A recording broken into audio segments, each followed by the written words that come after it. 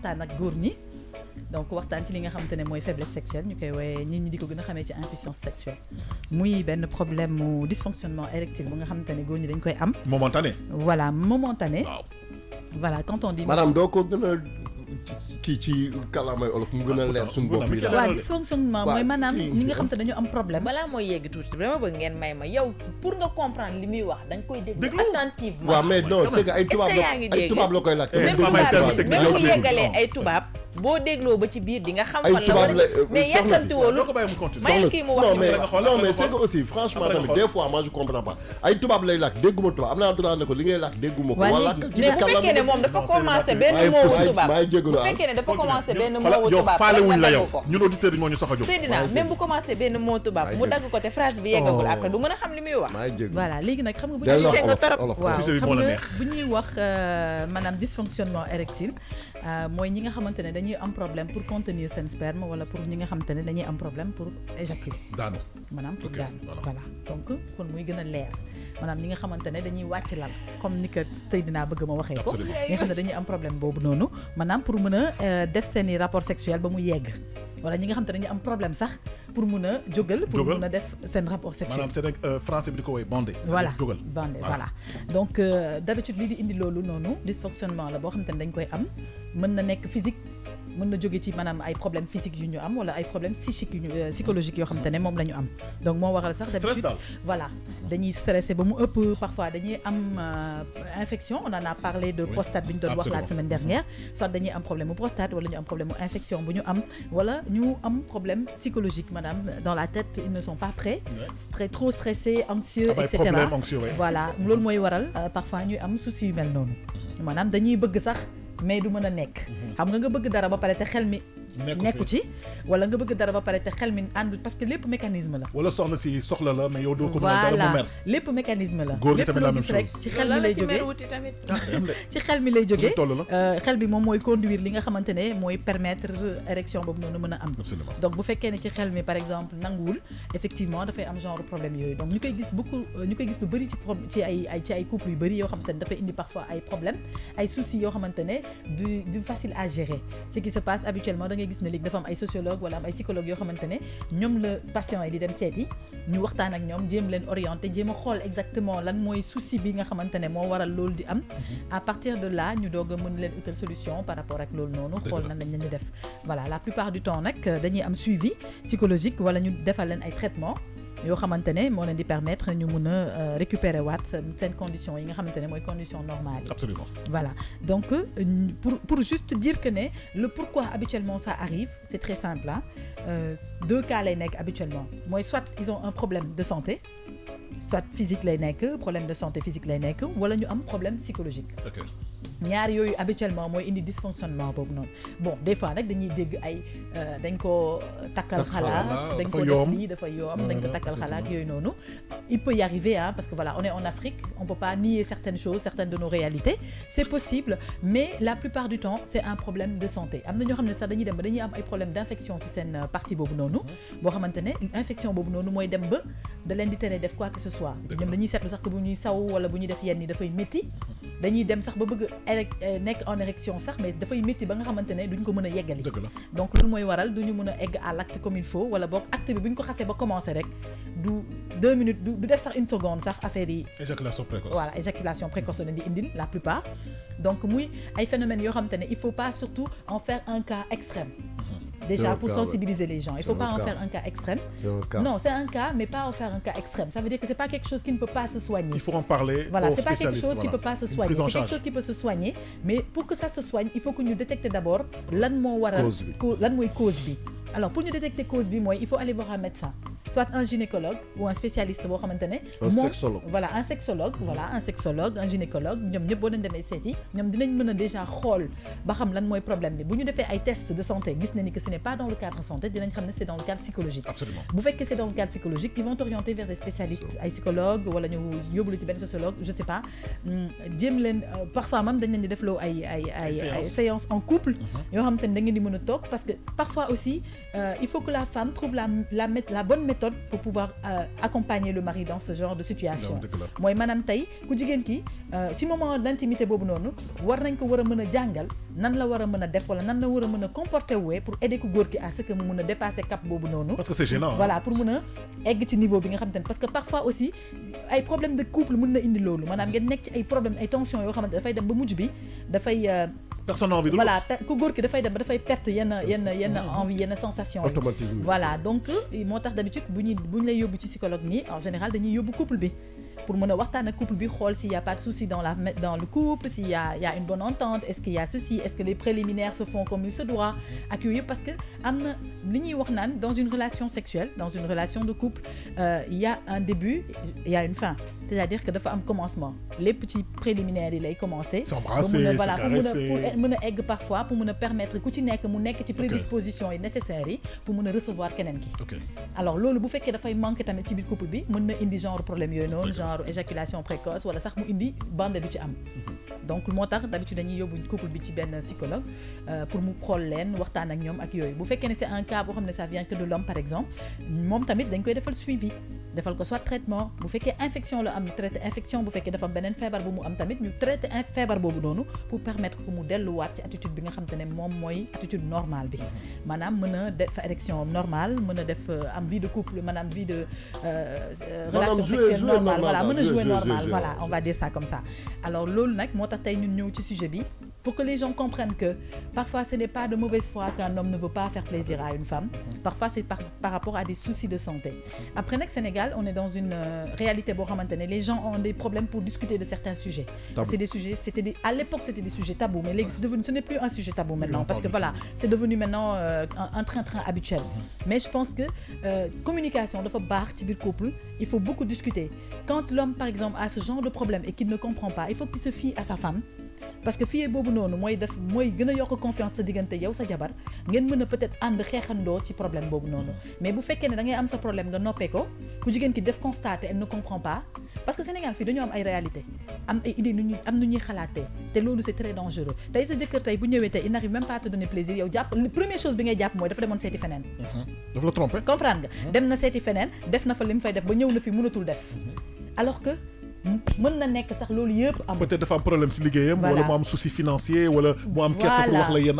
affaires yi il faut de la communication voilà mais nous les femmes on a tendance à chaque fois que notre mari wala suñu jëkkër wala suñu compagnon am problème boobu li ñuy njëkk xalaat mooy d'accord daa demoon feneen def fa li mu fa waroon def ba pare ñëw fii bëgg fi nelaw wala bëgg fi toog ne di fi def dara parce que li mu waroon def yëpp def na ko fee ba pare mën naa poser benn question xam nga da nga ma wax ni que fii c'est un état bi nga xam ne c'est dû au stress wala souci wala physique maanaam mais est-ce que les gens qui pensent qu'ils ont une panne sexuelle est-ce que le fait ñu jël par exemple entre guillemets Viagra bi nga xam ne c'est plus d'actualité wala ay stimulants sexuels est-ce que c'est conseillé wala ça n'a rien à voir alors je vais dire une chose tey jii nii nga jël ay stimulants sexuels nga jël ay Viagra ak ñoom cela ne veut pas dire que da ngay faj li la dal ok nga am impuissance sexuelle jëlal Viagra jëlal lu la neex solution doo ko am dëgg la solution doo ko am mooy maanaam naan ko fii ba suba doo am solution parce que loolu mu ngi ci yow ba pare daf lay dopper physiquement rek da lay dopper rek da ngay am impression mais tu ne fais rien maanaam doo li ngay def tam du sori da lay sonal sax ñi koy jël en général c'est des gens yoo xamante ne ils ont déjà la possibilité de le faire ils augmentent Oui, c'est différent ils sont sains c'est différent mooy ñi nga xam te ne ils n'ont pas de problème d'érection mais dañuy bëgg a yokk ngóora bi ñooñu ñooy jël stimulant yooyu di efficace ci ñoom parce que ils ont déjà cette attitude normale après dañ koy augmenter mais du ki nga xamante ne dafa am problème mu érection ba pare dem jël ko yaakaar ni loolu dina ko ci génnee non ñaari problème yu bokk la mais parce que problème mooy boo jëlee ces Viagra sa sidit bi bu yàggee mooy bàyyi parce que man nu mel dafa mel comme nga jël benn ki caas ñëw teg ko nii ci wetu safara caas bi xam nga au début day dëgër mais au fur et à mesure day nooy donc loolu mooy inconvénient non c'est même pas bon voilà donc Viagra sax du pour fas si parce que ñu bari dañuy wax loolu bon de toutes les façons attitude bi nga xamante ne moom la lay jox sax foofu la jëm joué fas moom ku ko am non wax nañ ci lu ne non wax nañ ci lu ne wax nañ ci lu nekk alors ce sont des stimulants rek yow ay produits la yoo xamante ne du moom la nit ñi di jël juste pour yokk seen tonus pour yokk seen force pour que seen durée de rapport sexuel yi mën a gën a yokk maanaam ñu bañ a teel a éjaculer wala ñu mën a yóbbu peut-être seen soxla ci yenn level yi bon après ay kii la rek ay comportement la ak ay attitude rek ay pensée la mais ki nga xamante ne dafa am dysfonctionnement érectile moom bu yóbboo mu xam ne loolu taxul mu wér li gën mooy nga dem seeti médecin dama seeti gynécologue wala sexologue boo xam te ne di nga toog waxtaan ak moom bu jaree defal la ay analyse wala defal la ay defal la contrôle xool defal la peut-être échographie ñu xool exactement si tu n'as pas de problème lié à la santé bi tax nga am problème bu mel noonu nga nekk ci benn état boobu noonu moom dina la defal traitement bi nga xam te ne moom moo war pour que ñu mën la faj ba nga wér nga mën a reprendre sa vie sexuelle normale bu fekkee problème psychologique la tamit maanaam koo xam ne da ngay stressé ba mu ëpp da ngay anxieux tout le temps wala da nga am ay problèmes yoo xamante ne mënoo ko expliquer parce que parfois aussi nit kese la parfois nga am ay problème sa biir bopp bi ba nga xam te ne doo xalaat leneen lu dul problème yooyu donc parfois tu as du mal à passer d'un acte à un autre loolu tamit am na su fekkee en couple vous ne pouvez pas en discuter parce que le dommage au Sénégal et que foofu li ci dommage mooy li dommage au Sénégal mooy que waxtaan pour ñun la vie de couple ne se limite qu'à waxtaan ci li nga xam ne mooy li neex maanaam tant que mu ngi neex mën nañ cee waxtaanee waxtaan ci njaboot gi waxtaan ci yooyu mais quand il s'agit de waxtaan ci ñun ñaar rek lu jëm ci mbirum sexe rek y a un blocage buy am na benn question bu ñu ma posé nee nañ ma est-ce que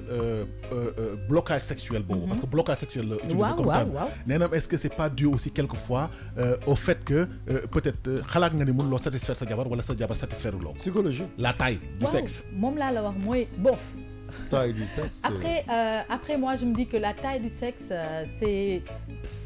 tout dépend c'est vrai qu'il y a certaines personnes qui ont ce complexe là moi je me dis que c'est un complexe le complexe de la taille du sexe mais je me dis que tey un rapport sexuel yow yaa koy harmoniser yow yaa koy yóbbu fi nga xamante ne foofu nga bëgg mu yegg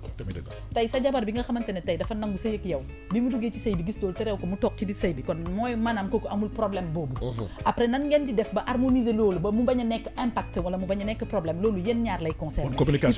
il faut en discuter il faut savoir comme li may wax sànq naan jigéen parfois mooy dimbali ku góor ki à ce que mu mën a yegg ci yenn niveau yi wala à ce que mu mën a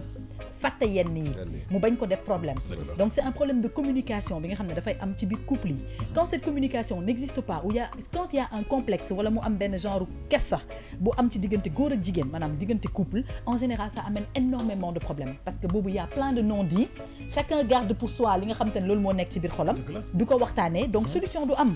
mais tey bu fekkee ne y a un souci de ce genre tey li ñuy wax li nit ñi di naan tey sa jëkkër wala sa jabar kersa mënatu fa am du moment où yéen ñaar da ngeen di nekk taatu neen foofu mënatul am kersa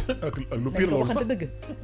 ngeen di def naka sudul noonu boo xam te ne yéen ñaar ko koy fekkee naka su noonu la kay bu naka sudul voilà yéen ñaar ñëpp ngeen di retrouver wu ni ngeen juddoo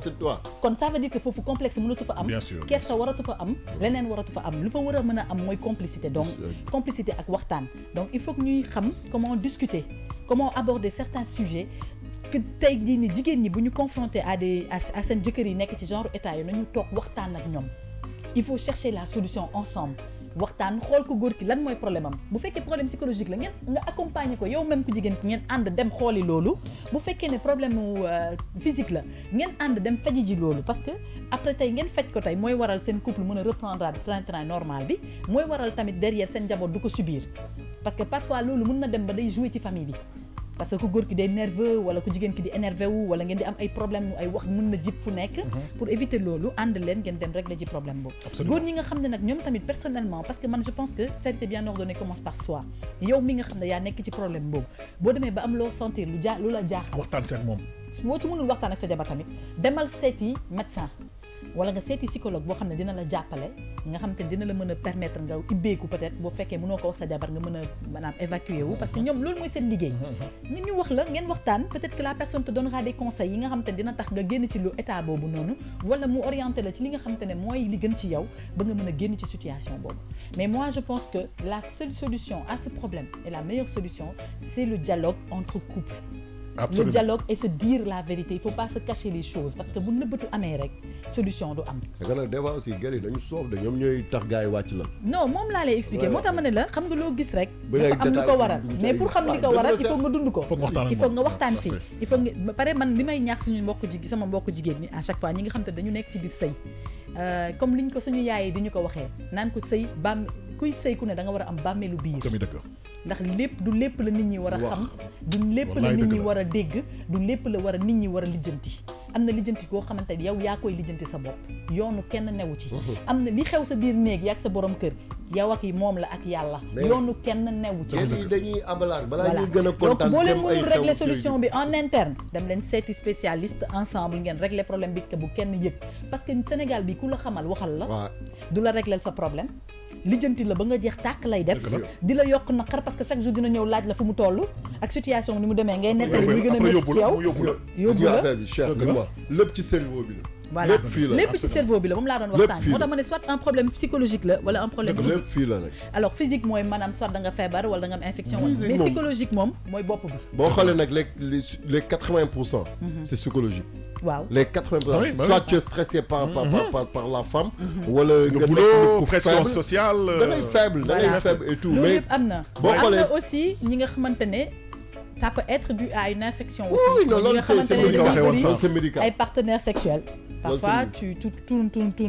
ba dem copte loo xamante ne musiba naaru laay mu indil la ay problèmes yoo xam ne doo xam foo koy waxee ak yooyu yëpp maanaam bëri na daal ay phénomènes. li ma bëggoon laajte balaa ñuy tëjee dama gis léegi Cheikh mu génn lu mel ni genre ay masseur. gars yi di ko teg ci kii di ma waaw kay parfois bu nekkee boo demee seeti gynécologue bi am na ci yoo xam ne pour vous aider ay électrode la lii nu mu tudd nga ne. électrode la en fait ay électrode luy liggéeyam moom électrode. waaw mais loolu yëpp pour booster la pour peut-être relâcher nerf bi la wala pour permettre nerf bi mu mën a pulser comme il se doit. am na ci ay pompes yoo xam te ne sax médecin yi dañ la koy jox ay pompes yu ñu recommandé yoo xam ne da nga ko ciy pomper pour que mu mën a permettre la nga mën a récupérer waat sa mécanisme normal donc bëri na ay procédures ak ay méthodes yoo xam ne dañ koy proposer mais daal pour tënk lépp pour jeexal wax ji mooy c'est une maladie certes mais ce n'est pas la fin du monde. Absolument. Ni pour la femme ni pour l'homme. Pour le couple, il faut qu'il soit déjà prêt psychologiquement à affronter certaines choses. C'est pour le meilleur et pour le pire. Donc je pense que war nañoo mën a ensemble trouver la solution pour mën a génn ci situation boobu te góor ñi tamit dem leen hôpital seeti gynécologue seeti sexologue yéen ay seet wala psychologue ngeen dem seeti ko ngeen waxtaan ak moom mu utal leen solution et que voilà tout revienne dans l'ordre. Merci beaucoup. Parce que musiba la. Absolument. Merci beaucoup. Merci beaucoup. C'était King Santé. Merci à Racky Diop. Merci.